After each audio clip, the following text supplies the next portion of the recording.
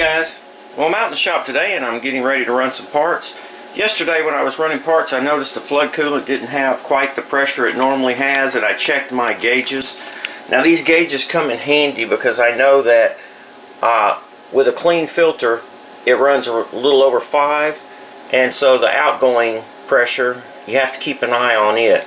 Well, it was pegged at 0. I still had pressure, however, or I should say I still had adequate flow. I just didn't have really the pressure to blow the chips away. So I changed the filter. Now I'm using a 5 micron filter, and you can see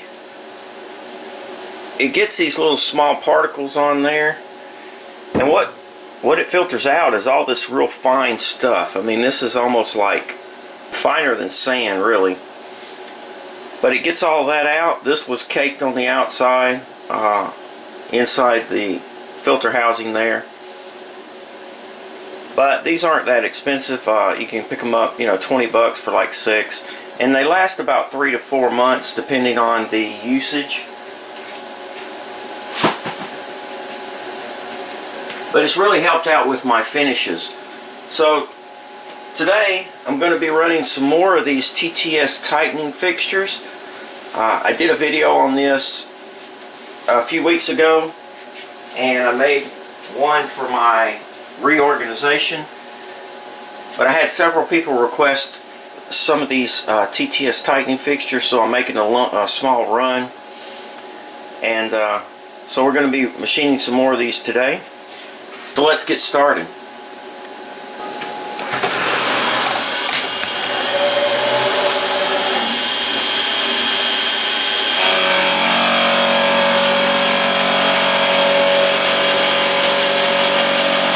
So the first operation here is just a facing operation. Going to make a couple of passes here, taking about 60 thousandths depth of cut here. This is a 50 millimeter face mill.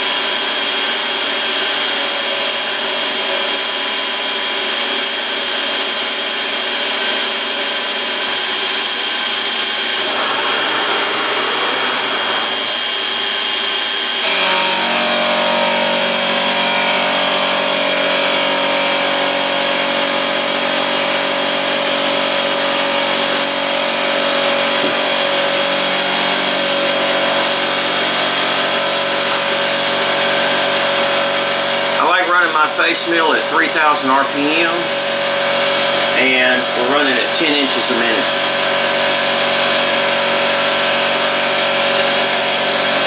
This combination seems to give a really nice finish.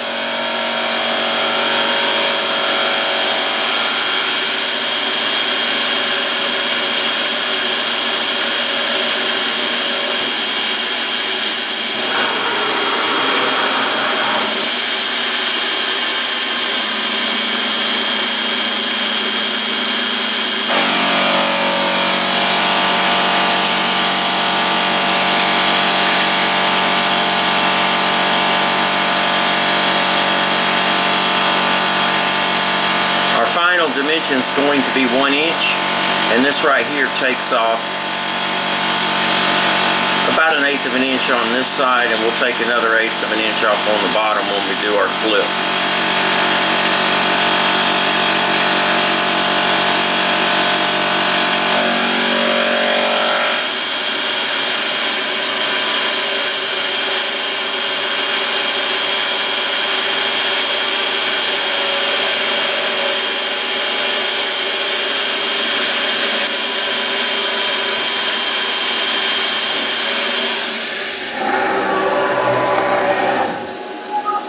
Alright, we're coming up on our first tool change, so this is a manual tool change. We'll be taking out 46 here, which is our face mill.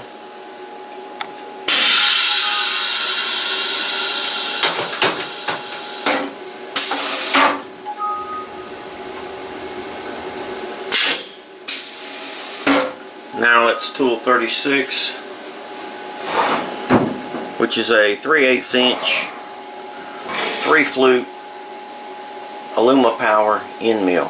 We're going to be doing some side clearing, 1-inch depth of cut at 4,800 RPMs, 25 inches a minute, and I think it's a 50 thousandths width of cut.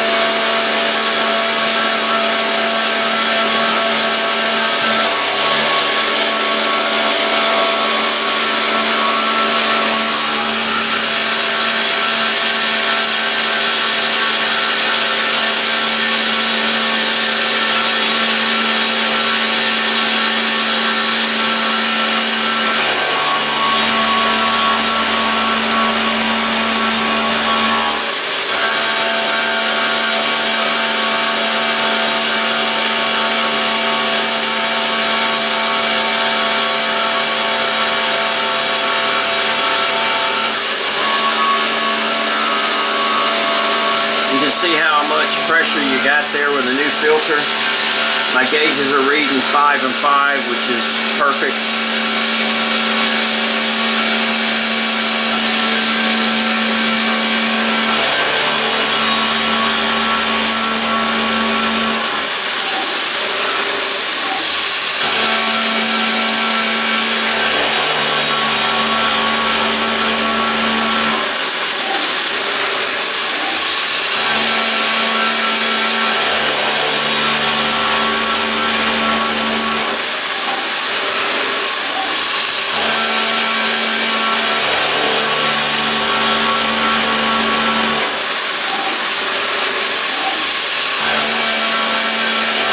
You can see that front nozzle does a real good job of getting around the corner of the stock there as it turns the corner to keep the tool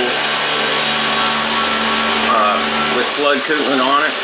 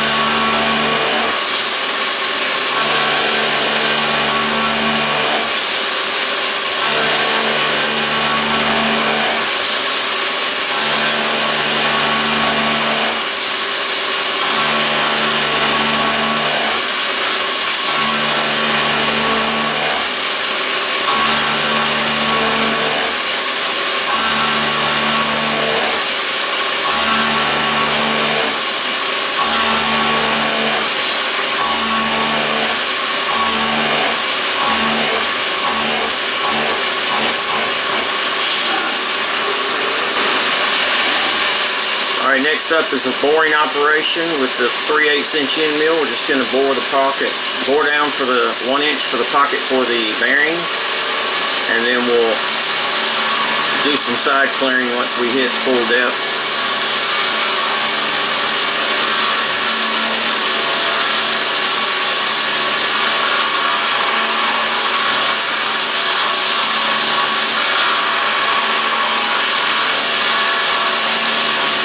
Does a really good job of evacuating the chips here.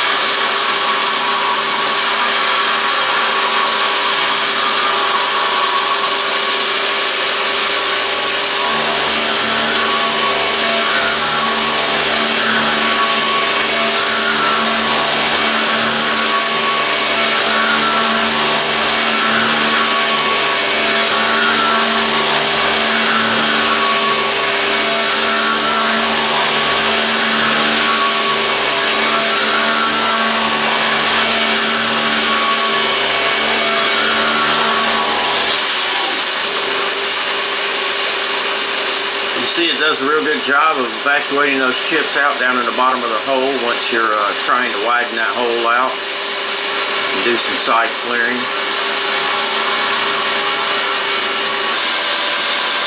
Now we're doing just a finishing pass.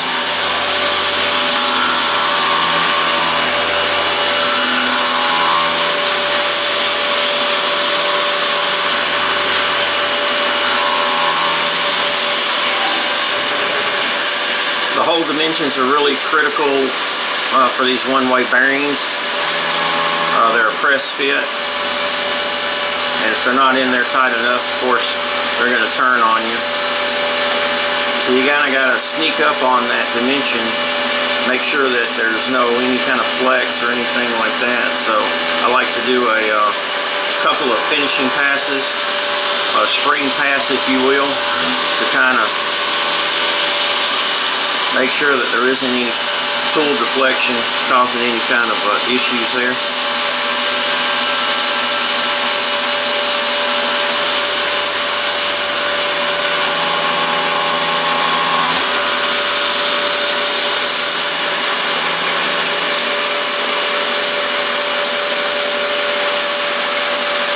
This is 20 inches a minute, 5,000 RPM. We're just taking off about 1,000th width of cut here, just to clean up these edges.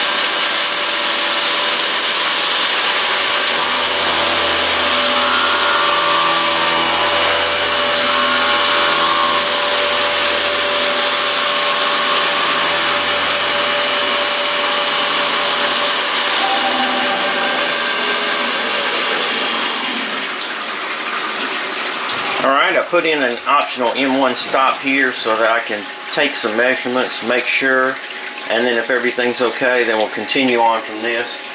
I've got a spring pass added just in case I need it right here. Alright, so we're going to measure it and check it.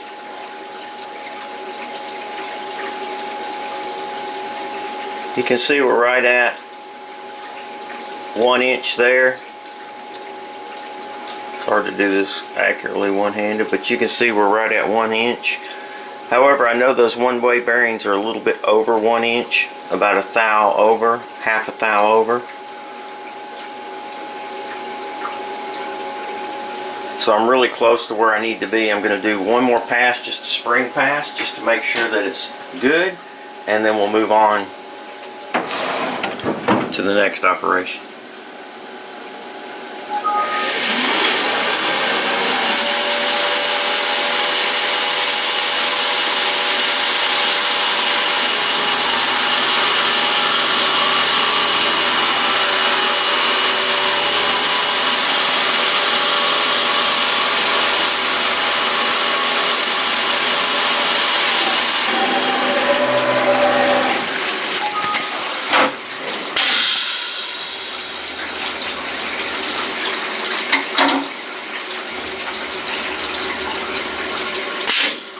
Alright, our next tool here is an engraver. Just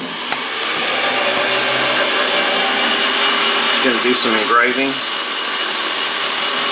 Well, so much for seeing this in action.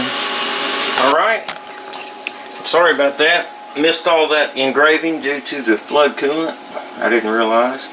Alright, so I just use a 1/8 inch 4-flute chamfer mill to do the engraving here.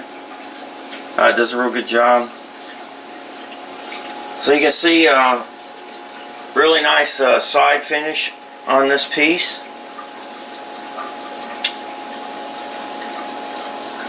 And our hole dimension is perfect. And that's going to give us a nice nice press fit. We're just about 1 thou, half a thou over, or maybe you can see that now. About a half a thou, 1 thou over. Really nice. So that should be good. And what we'll do is we'll, of course, freeze the bearings, and then we'll heat this piece up and we'll press those in, and it should lock them in real tight. Worked good on mine, so it should work good on these as well. Alright, next we're going to flip it over. We're going to face this remaining material off, and then we're going to engrave the front side. Alright, so this is the last setup, and we're just going to bore our 2 mounting holes here and then drill them, or counter bore and drill I should say, and then we're going to engrave the top here. So let's get started. So we're going to do a tool change.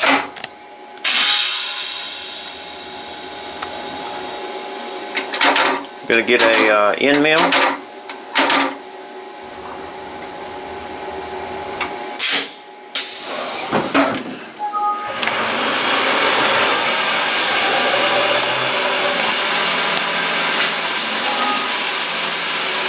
Well, I thought I had that so it wouldn't clog up the screen there with coolant, but alright, well, I finished up these TTS tightening fixtures. I made a small run of these because in the original video I had several people inquire about these and actually want me to machine some for them. It's a really nice project to machine. It requires some tight tolerances here for the holes because these one-way bearings, they're a press fit, and that's the only thing that holds them in, so you have to get that dialed in real nice, but it wasn't a problem. And yeah, they turned out really nice. I really like this design because it allows you to mount it horizontally or vertically, and you can access it from the same side. And in my particular situation, the way I have mine mounted, I want to be able to put the bearings in, or put the tool holders in from one side, and be able to tighten and loosen them. So I do have a few of these left. If you guys are interested in one of these, you can stop by the website and pick one up. Guys, thanks for watching the video. If you're new to my channel and you're just tuning in, you can click on the subscribe button down here below. When I post a new video, they'll send you a link, and if it's something you're interested in, you can stop by and check it out. As always, guys, please feel free to ask questions, make suggestions, or leave comments. Thumbs up if you like the video. Thanks for watching. Please subscribe, and most importantly, be safe.